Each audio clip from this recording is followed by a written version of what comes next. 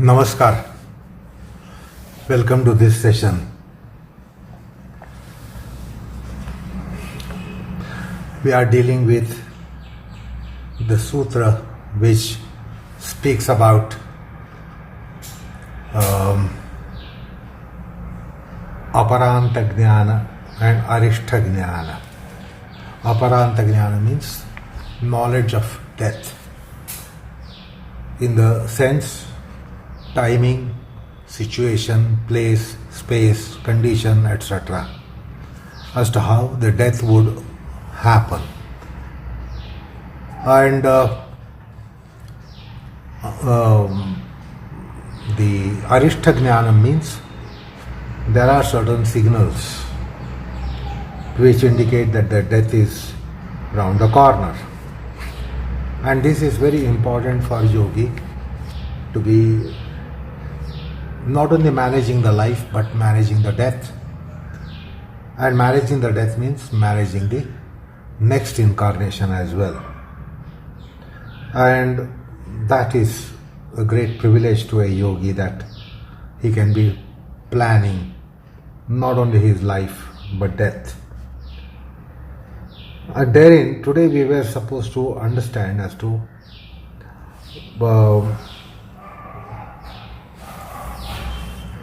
what is the aspect of signal or signaling that is mentioned in Arishtha or Arishtha Jnanam. So these are portents with regards to the death. And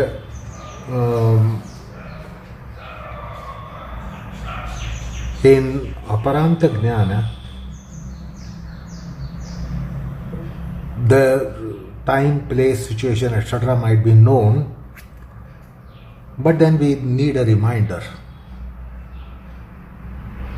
So the Aparanta Jnana comes as alarm, and it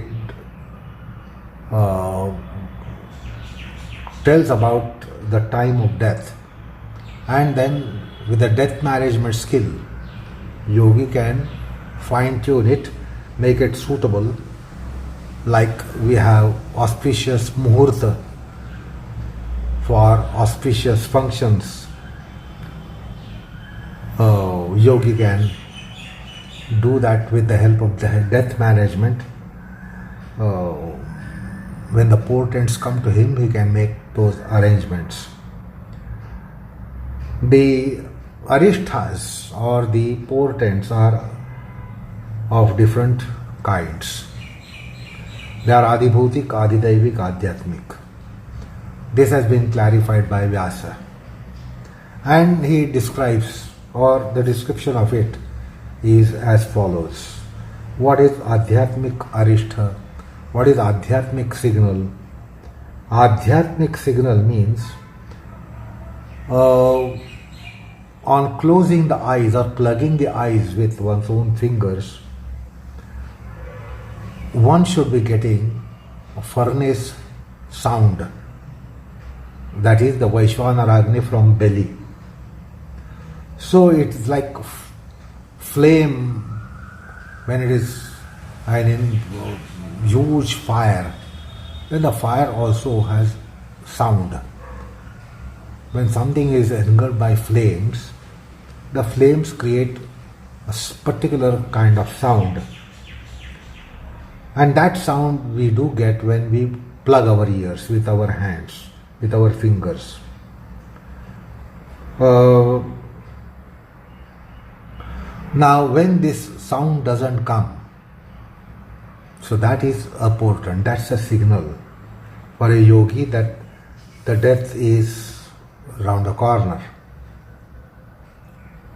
So when the death is round the corner, this is the signal that even after you plug your ears, you don't hear any sound, internal sound. And internal sound is certainly felt when you plug your ears in a very quiet place, soundless place. If you plug your ears, you hear the body sound. Not that every time you plug your ears you get the sound, but it must be soundless, soundproof kind of location or capsule, and if you plug your ears, you hear the internal sound. And this happens to all of us, every one of us. But when it doesn't happen for a yogi, he knows that the death is round the corner. The other signal is when we press our eyes, close the eyes and press our eyes with our finger or wrist mounts, we get some luminous rays of lights. And when we don't, the yogi doesn't get it, that's a portent, that's a signal that the death is round the corner. So, two Adhyatmic signals are mentioned by the Shastras. Adibhautik Arishtha. Adibhautik signal means in a dream state or dreamy state, one sighting demonic yamadutas. Yamadutas are dreading kinds of figures,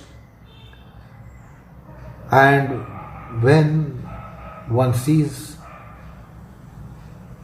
in dreams Yamaduta, that is a yogi, not you and me, but a yogi, when he sees Yamaduta, that's also a sign of death. Or the mains or pitaras, ancestors. If the ancestors appear, the pitaras appear for no logical reason, suddenly appearing in dream, that is also a sign for a yogi. Or everything starts appearing in a topsy-turvy way. That is called viparita darshanam grahanam. So when it is a topsy-turvy kind of perceptions, which happens in Jagrata Avastha, a wakeful state, that is also a signal. Then regarding the Adidaivik signal, it is said to be unexpectedly one sees heavens in dream, or one sees Siddha Purushas, celestial beings. And this can also happen in Jagrata Avastha. So when it happens in Jagrata Avastha, then that is also a signal which says that the death is round the corner and the yogi should now manage. So this is the Aparanta Jnanam and Arishtha Jnanam, and this is Samyama Janya. Samyama on what? Samyama means Dharana Dhyan Samadhi. Dharana Dhyan Samadhi on Sopakrama Karma and Nirupakrama Karma. So in the last session I told you that there are several classifications of karmas, and one of such classifications is Sopakrama Karma and Nirupakrama Karma. And Samyama on these karmas results into this Siddhi of Aparanta Jnanam and Arishtha Jnanam, so that the death management can happen. Now, what are these two types of karmas? Sopakrama karma means sa upakrama karma. That means the fruition commencing along with the very action. Usually know that action is done at a point in time and the consequence is had on another point in time.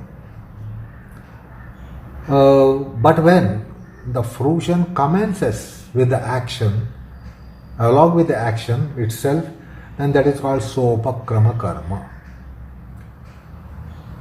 And when that is not the case, the karma is done at some point in time, and maybe the fruition of it takes place at a remote point in time, perhaps even some other incarnation as well. And then that is called as nirupakrama. So fruition commencing with the action itself is sopakrama. Fruition not commencing with the action is called nirupakrama. So these are two types of karmas out of several classes of karmas. Now, there are certain sopakrama karmas. Particularly, this is true with respect to very strong potency vice and very strong potency virtue. When you are committing a very blatant sin, it almost means that your fruition has commenced. As these karmas are very strong. So, tivra papa and tivra punya, intense form of virtue and intense form of vice, they almost commence the fruition at the very act itself, with the launch of act itself.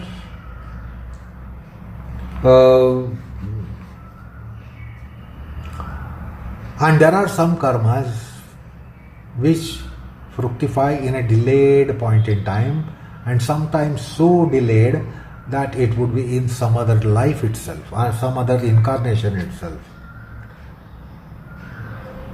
So, act like you are answering a question paper in a public examination. While you are writing your answer paper, you are also producing the result out of it. The result might be coming out after 1 or 2 months or 2-3 months. But the answer paper that you are writing, while you are writing, it is deciding at the same point in time whether you have passing marks or failing marks, whether you would pass or whether you would fail, whether you would succeed or whether you fail. Because success and failure depends upon what have you written in the answer paper. So while you are writing the answer paper, your result is actually out but not declared. But the result is already there the moment you are writing the answer paper. Because the marks depend upon your answers, whether they are right or wrong and how far right and how far wrong. So when you write your answer, it is either correct or it is incorrect. That means you know the result. You may not know it for yourself, but it is known that you have written a right answer, that means you will pass. You have written a wrong answer, that means you are going to fail. So the result of pass and fail is while you are writing the answer paper itself. So that is the result.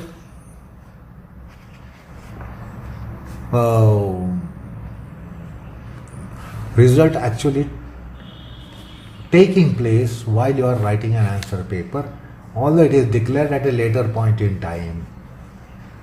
So that is sopakrama kind of karma. Also any intense sin also. If you have committed a cold-blooded murder, you know that the consequence is going to happen to you. So along with the act, whatever is the sentence for your sin, it is already there. It is hanging on your head. So intense forms of vice and virtue, or the instance of writing an answer paper, it is sopakrama karma. That means the result is while you are in the act itself. And that's why very apt nomenclature, sa upakrama, sopakrama, and nira upakrama, nirupakrama. Nir upakrama, nirupakrama. So fruition doesn't commence with your act. There's so many things have to fall into it, and then the consequence would be decided. So there are certain karmas for which you have to wait for so many things. It would be decided by time whether you are right or wrong. So you do something today and you do not know whether it's right or wrong until some time elapses. certain situations have to happen, and then it gets decided whether you were right or wrong. So that means the fruition did not commence with your action. Fruition waited for so many other things to converge for the result of the act. That is Nirupakrama karma. Anyway, there are two kinds of karma, Sopakrama and Nirupakrama. So some of the karmas give you fruit instantaneously, or today or tomorrow, or some of the karmas give you fruit after several years or several decades, or maybe posthumously, that is after the life is over, maybe in your next life or any other subsequent lives. So vipaka commencing with the karma is sopakrama, vipaka not commencing with the karma but commencing at a later point in time is nirupakrama karma.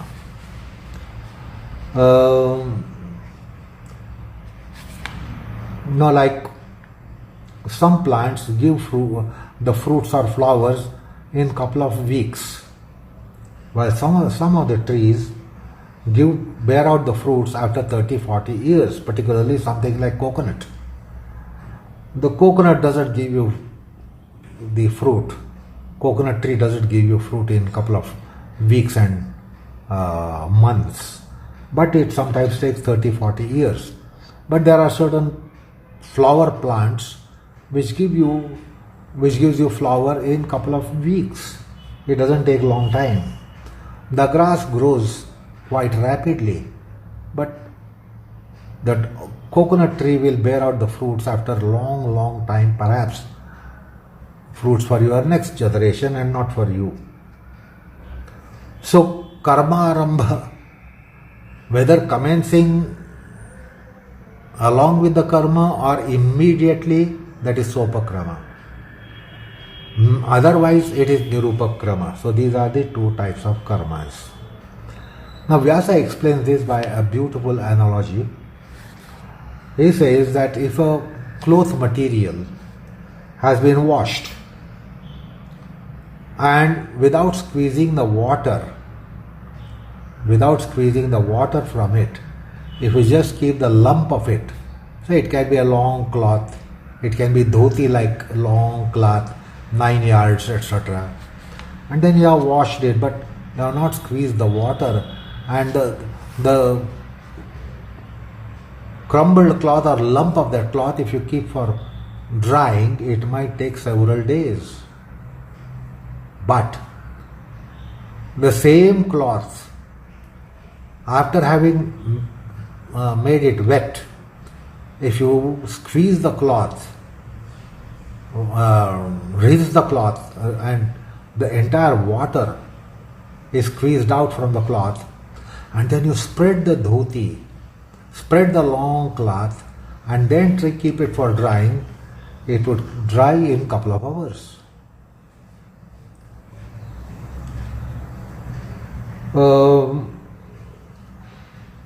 So lump of cloth doesn't dry quickly. When wet and open cloth quickly dries. So that is how you can understand the nirupakrama and sopakrama karma respectively by the analogy. Then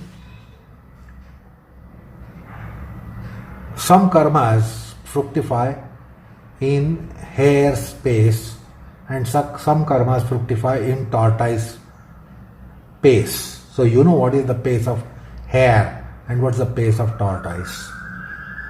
So hair pace fructification is something like sopakrama, and tortoise pace fructification is something called nirupakrama. So that's called kurmagati karma. In Adhyatma, it is described as kurmagati. Kurmagati means the tortoise has a very low pace or a snail pace. What in English we use the expression as snail pace. So, sopakrama, nirupakrama karma are based in the fructification timing of it. Sooner fructifying, sopakrama. Fructifying at a very later point in time, very slowly, very gradually, in a delayed point in time, that is nirupakrama. Then he gives another example. When it is dry grass, the dry grass can be quickly burnt. Whole lump of grass can be quickly burnt. But suppose the same volume of grass is green grass, then it takes longer time. So when it is fresh green grass of any amount, it takes longer time to be turned into ashes. But if it is the same volume of dry grass, the same volume will be quickly turned to ashes. So that's how sopakrama and nirupakrama karmas are described. And Patanjali tells us that by samyama on these two karmas, quickly fructifying and fructifying at a delayed point in time, there is a samyama, and that samyama gives this aparanta jnanam and arishtha jnanam.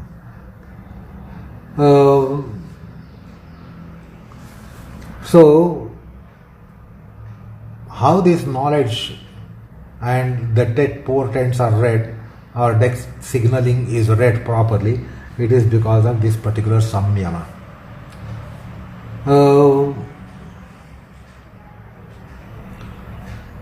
So, like sometimes we get next year calendar in advance, so we know what festival is coming when. Now, sometimes you can get a calendar of 10 years, 20 years. So, you will be able to know which festival is coming on which day of which month, etc., etc., even although it is after 20 years.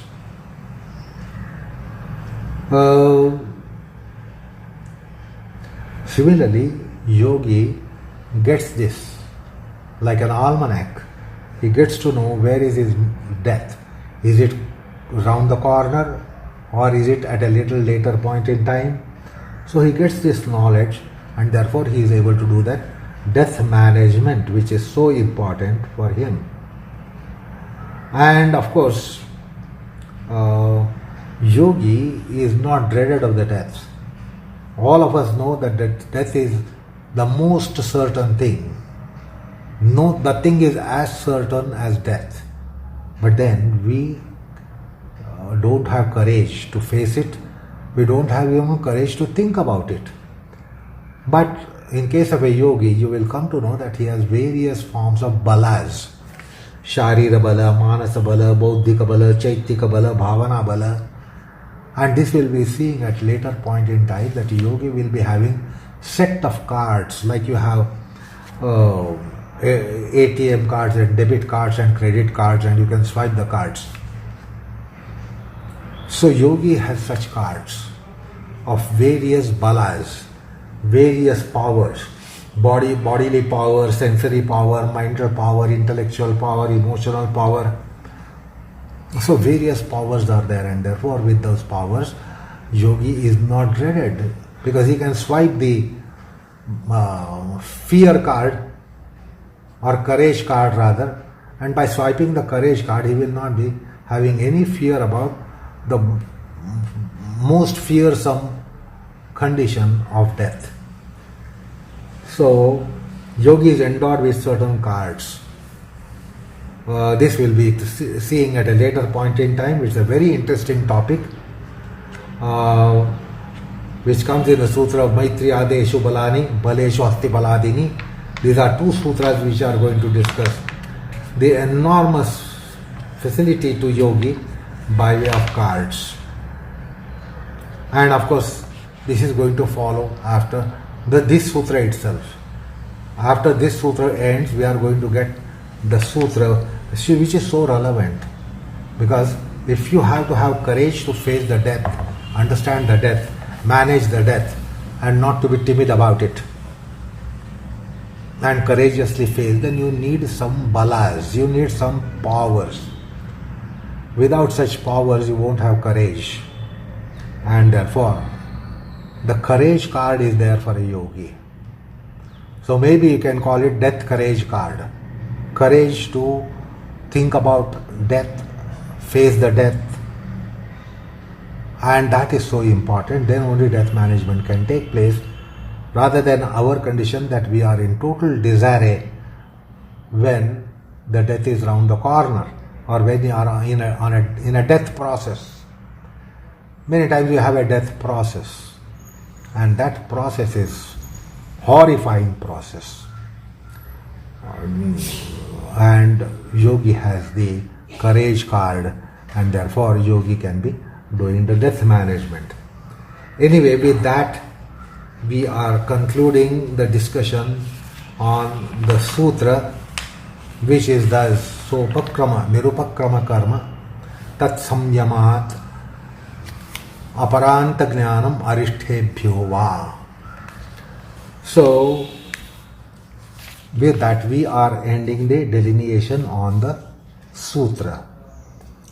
However, as an enunciation to next sutra, which just now we've had to some extent in this sutra itself, let me tell you about it. The yogi has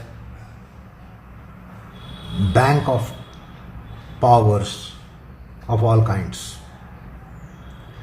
We have bankers with respect to money, with respect to fiscal matters, fiscal aspects, monetary units. We have banks. Somebody banks us. But then we need to bank for so many things in our life, and we don't have such banks.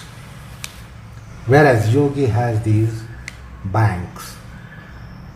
Many times we are short of courage, or short of friendliness, short of compassion. Many times we don't have compassion readily available with us, and therefore we miss the chance, and then at later point in time we think, I should have been compassionate, I was not. So there are certain credit facilities to yogi, and they can be called as powers of various kinds which human life needs. We bank upon so many people for so many things. We bank upon some people for material things. We bank upon some people for emotions, emotional ease and comfort. Intellectually, we depend upon someone. So there we have intellectual bankers. They provide intellectual advices, counseling, etc. Some people need mental bankers, so they provide the counseling, etc., emotional counseling, etc. And in the life we feel many places we have shortfall of so many things, right from physical strength. All of us do not have the strength to climb up the peak of Everest. Well, then we don't have any card to swipe and then climb up the Mount Everest. We have so many places where we have dearth of power. So when you encounter something, you know that you are absolutely powerless. If you encounter a wild beast, you realize the deficiencies in you. So we have so many deficiencies being human. That's why we say, after all, I am human. What does it mean? What does it mean by saying I am after all human? That means we have somewhere shortfall of certain abilities, certain capacities, certain capabilities. So there is a shortfall, there is a deficiency. And yogi is provided this facility. He is given certain powers which are readily available as and when he needs. Not that all the time they are with him, but whenever he needs, he can, like we swipe a card in a shopping mall, yogi has something like that, like act of swiping a card of courage, etc., physical power, etc., physical energy, etc., so that we don't encounter dearth of energies anywhere. But we mortals otherwise face this very often. Dearth of energy, lack of energy. So, very interesting topic is going to commence, and it is very much connected to what we just now discussed. Death management requires courage, and that's a kind of power which the yogi gets. So, it is something like courage card required for death management. Otherwise, we are all shattered by just hearing about our own death or feeling the death around the corner. We just collapse like a pack of cards. It is just because it is very dreading, horrifying experience, horrifying condition to be dying. Whereas the yogi stands the ground firmly, it is because of the courage. So, and then wisdom for management. Death management requires a unique kind of wisdom. It is not something similar to financial management, business management. There are so many kinds of management of which we are familiar with. But this is the unique management.